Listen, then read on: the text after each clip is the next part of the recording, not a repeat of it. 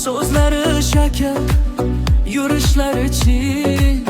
Aklım ne ola, bir bor qarasa dünya porlari, yurak yurishi tezlashib qolar.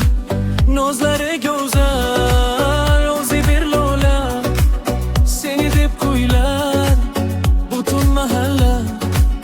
Ortidan qancha oshiqlar sarson, menga esa yo'q bo'lgin shu palla.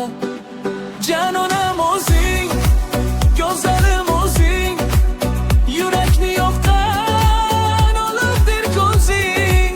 Yurgin men bilan baxtlarga tomon, senga yo'l bo'lay ey shirin so'zim. Janonam o'zing, go'zalim o'zing, yurakni yoqqan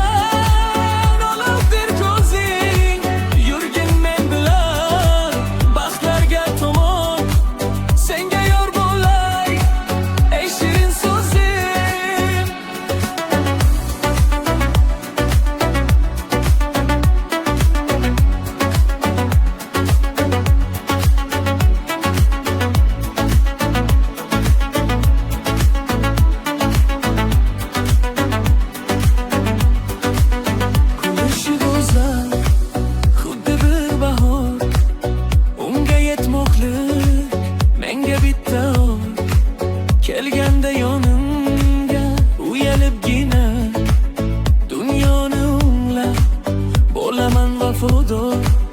Qadam tashlashi raqsga o'xshaydi, u bir joyda gam sira yashamaydi.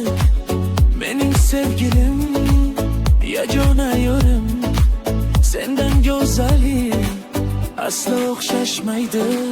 Janonam o'zing, go'zalim